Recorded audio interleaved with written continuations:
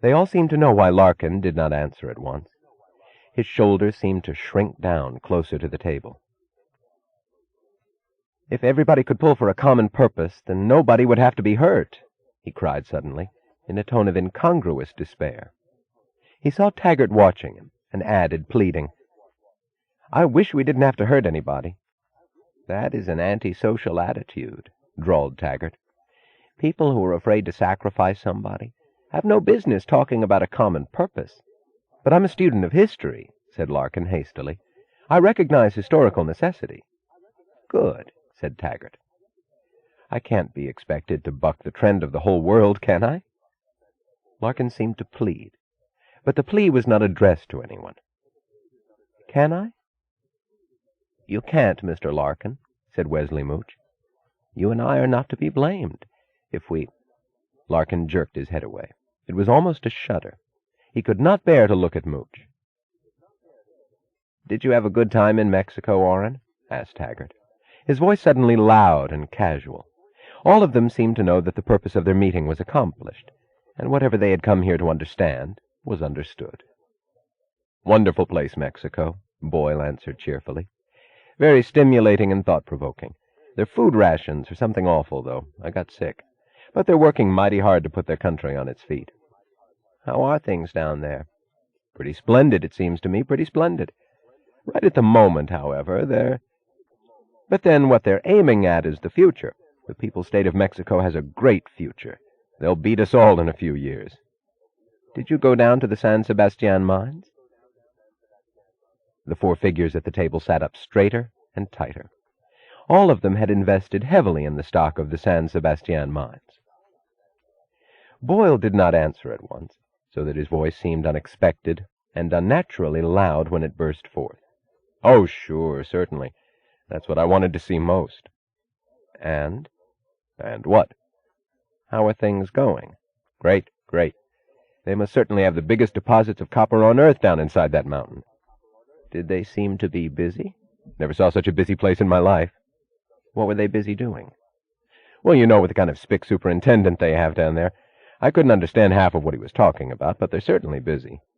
"Any trouble of any kind?" "Trouble? Not at San Sebastian. It's private property, the last piece of it left in Mexico, and that does seem to make a difference." "Orrin," Taggart asked cautiously, "what about those rumors that they're planning to nationalize the San Sebastian mines?" "Slander," said Boyle angrily. "Plain vicious slander. I know it for certain. I had dinner with the Minister of Culture and lunches with all the rest of the boys." "There ought to be a law against irresponsible gossip," said Taggart sullenly. "Let's have another drink." He waved irritably at a waiter. There was a small bar in a dark corner of the room where an old wizened bartender stood for long stretches of time without moving. When called upon, he moved with contemptuous slowness. His job was that of servant to men's relaxation and pleasure, but his manner was that of an embittered quack ministering to some guilty disease. The four men sat in silence until the waiter returned with their drinks. The glasses he placed on the table were 4 spots of faint blue glitter in the semi-darkness, like 4 feeble jets of gas flame. Taggart reached for his glass and smiled suddenly. "Let's drink to the sacrifices to historical necessity," he said, looking at Larkin. There was a moment's pause. In a lighted room, it would have been the contest of 2 men holding each other's eyes. Here they were merely looking at each other's eye sockets. Then Larkin picked up his glass. "It's my party, boys," said Taggart as they drank. Nobody found anything else to say, until Boyle spoke up with indifferent curiosity. "Say, Jim, I meant to ask you, what in hell's the matter with your train service down on the San Sebastian line?" "Why, what do you mean?" "What is the matter with it?" "Well, I don't know, but running just 1 passenger train a day is—" "1 train?" "Is pretty measly service, it seems to me. And what a train! You must have inherited those coaches from your great-grandfather, and he must have used them pretty hard. And where on earth did you get that wood-burning locomotive?" "Wood-burning?" "That's what I said, wood-burning. I never saw one before except in photographs. What museum did you drag it out of? Now, don't act as if you didn't know it. Just tell me what's the gag." Yes, of course I knew it, said Taggart hastily. It was just... You just happened to choose the one week when we had a little trouble with our motive power. Our new engines are on order, but there's been a slight delay. You know what a problem we're having with the manufacturers of locomotives. But it's only temporary. Of course, said Boyle. Delays can't be helped. It's the strangest train I ever rode on, though. Nearly shook my guts out. Within a few minutes they noticed that Taggart had become silent. He seemed preoccupied with a problem of his own. When he rose abruptly without apology, they rose too, accepting it as a command. Larkin muttered, smiling too strenuously, "It was a pleasure, Jim. A pleasure. That's how great projects are born, over a drink with friends." "Social reforms are slow," said Taggart coldly. "It is advisable to be patient and cautious." For the first time he turned to Wesley Mooch. "What I like about you, Mooch, is that you don't talk too much." Wesley Mooch was Reardon's Washington man. There was still a remnant of sunset light in the sky when Taggart and Boyle emerged together into the street below. The transition was faintly shocking to them. The enclosed bar-room led one to expect midnight darkness. A tall building stood outlined against the sky, sharp and straight like a raised sword. In the distance beyond it there hung the calendar. Taggart fumbled irritably with his coat collar, buttoning it against the chill of the streets. He had not intended to go back to the office tonight, but he had to go back. He had to see his sister. "A difficult undertaking ahead of us, Jim," Boyle was saying. "A difficult undertaking, with so many dangers and complications and so much at stake." "It all depends," James Taggart answered slowly, "on knowing the people who make it possible. That's what has to be known. Who makes it possible?" Dagny Taggart was 9 years old when she decided that she would run the Taggart Transcontinental Railroad some day. She stated it to herself when she stood alone between the rails, looking at the two straight lines of steel that went off into the distance and met in a single point. What she felt was an arrogant pleasure at the way the track cut through the woods.